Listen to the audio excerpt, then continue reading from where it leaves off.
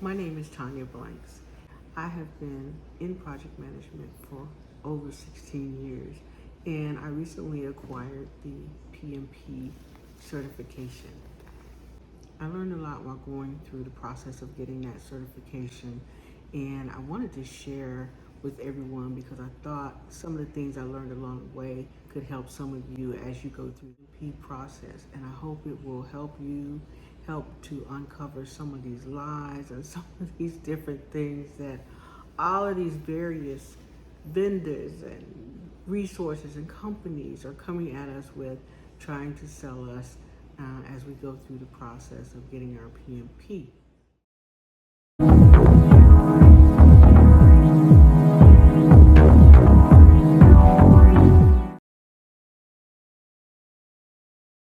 So let's first talk about some of the tools that I knew that I had to read a lot of material, because although I've been in project management for 16 years, I knew that there was a bunch of material that the PMBOK specifically covers that may not be covered along the way.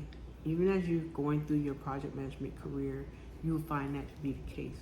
All the tools aren't used.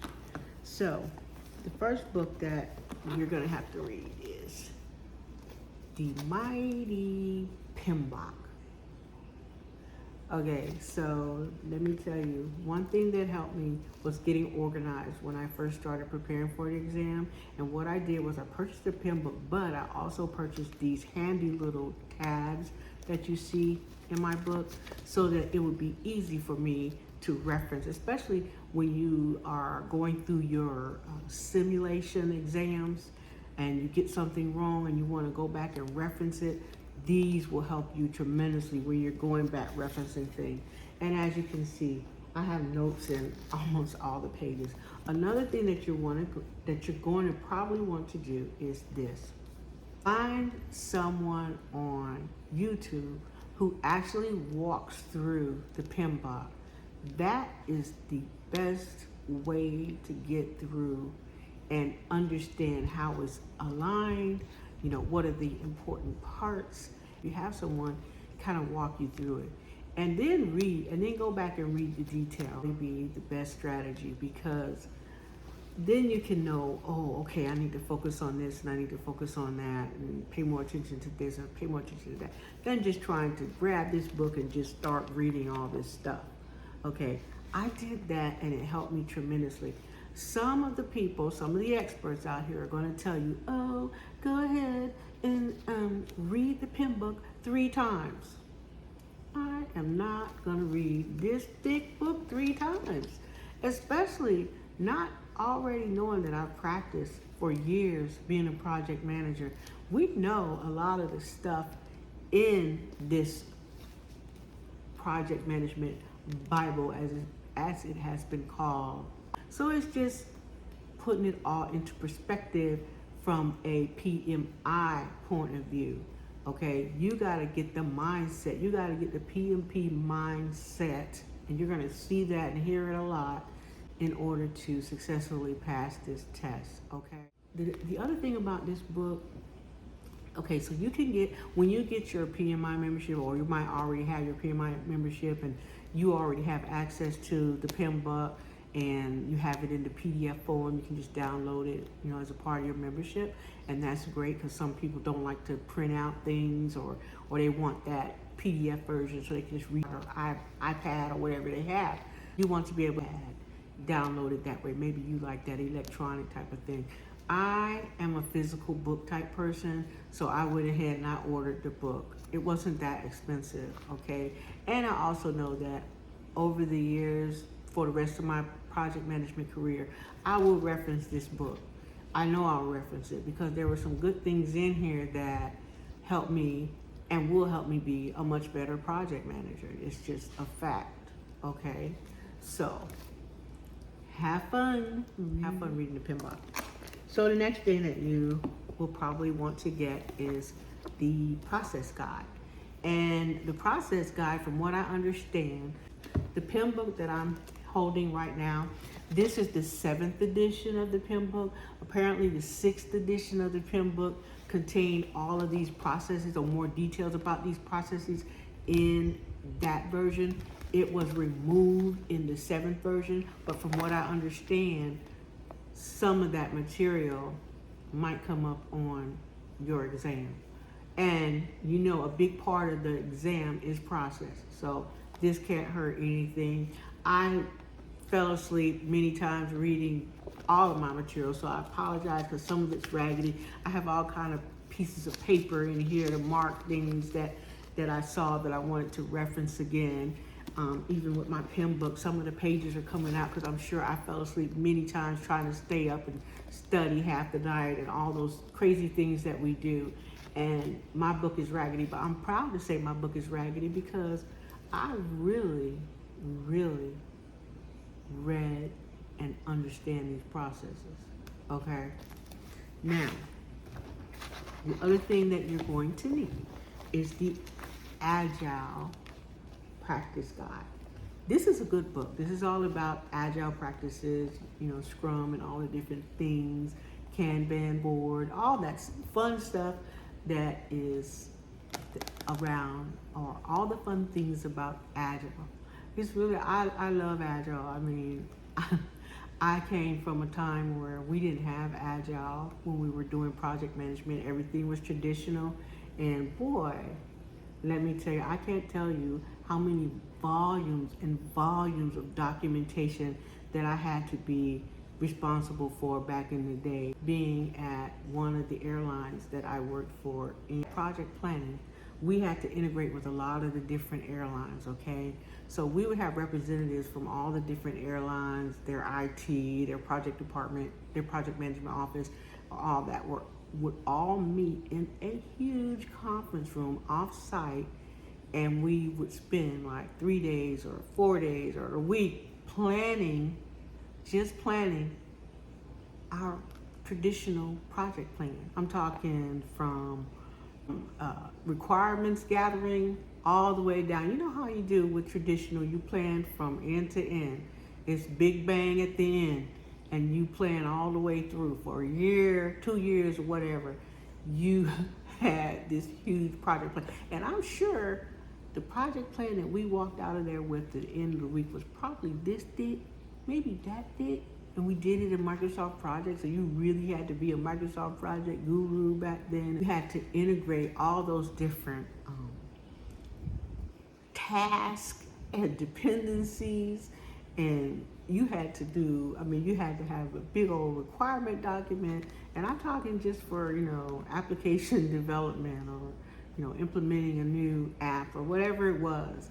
But you had this huge project plan. So yeah, we had to have people that pretty much were there to manage the project plan. We had a whole room full of people that did it when I was at one of the telecom companies working as a contractor back in the day. In fact, this is when Tiger Woods was still playing golf, because our actual office was right on one of the golf courses where he was playing a tournament. But anyway, let me shut up and keep it moving. So anyway, you need Agile. Thank goodness for Agile, and we don't have to have all that documentation for every project that we have, okay? Thank goodness for that. So I see the savings in it, love it, and can't wait to do some more projects with it. So you need this Agile guide. Now the Agile Practice Guide, it's an invaluable tool because I think you're gonna reference it. It also needs to be in your library, whether you get it electronically or you, like me, want the physical copy.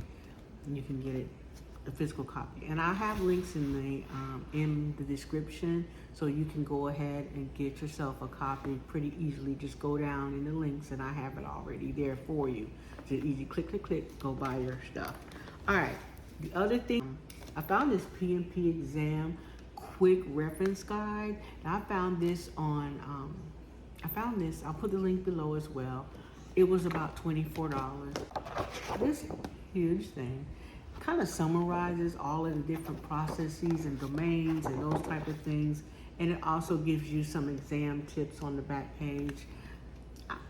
I don't think I got my money's worth from it because I don't know, I just didn't too much care for the details that it had in here. I thought it was kind of confusing, but if you learn this way, go ahead, check it out, see if it's something that might help you.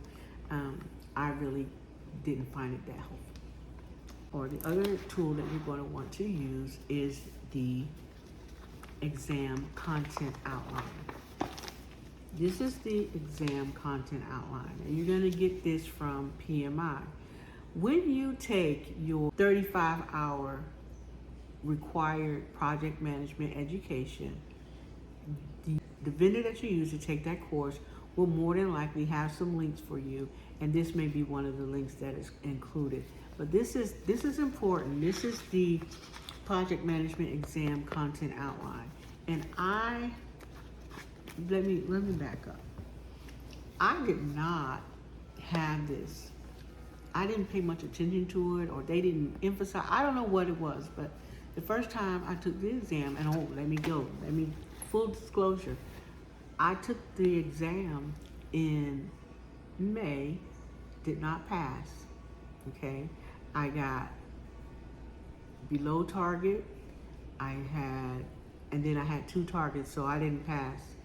So I had to regroup, and what I found out the second time as I was preparing for the exam is that I didn't have a strategy. If you don't go into this without a strategy, good luck, because it's going to be really tough for you. You want to have a strategy, and part of that strategy is understanding the exam content outline. This is basically what PMI consider or thinks that you need, the things that PMI thinks you should be doing as a project manager. So in this, it goes over the domains, the 3 domains that are going to be covered on the exam, which is people domain, process, and the business environment domains. Okay, let's say you failed the exam. When you get your exam results back, it's going to have all of these tags. It's not going to be broken out by, oh, you missed this question, you missed that question, and it's not going to be percentages. It's going to be above target, below target, or needs improvement. That's how it's graded. There's a gentleman that's on here on YouTube, and he goes through the examination content outline, but he does it in such a cool way. He puts it all in order. So it makes so much sense. It's like walking in as a project manager, this is what you should do first, second, third, blah, blah. But he puts all of this in order, like in a roadmap kind of fashion, and it's so easy to absorb and understand if you watch that video. I'll put it in here. I watched it the night before my exam, and let me tell you, thank goodness I did. I know a lot of them say, oh, don't get stressed out and don't do anything, don't do any studying the day before the exam. I did that the first time. You do it the way you feel like you need to do it, because you learn different than they learn. You learn different than me. So you got to understand yourself, and you do what you do. I know that in the past when I take exams, I study the day before my exam, and I didn't have any problems. So I studied the day before, and the night before I stayed up late because I couldn't sleep anyway. So I watched this guy's video that I came across, and so glad that I did. A lot of great tips in there.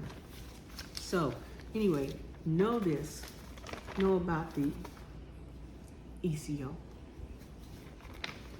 All right, so as far as that's all the material, you have a nice little library, electronically or physically. You'll have a nice little library like me, and you'll be armed and dangerous going into your next project.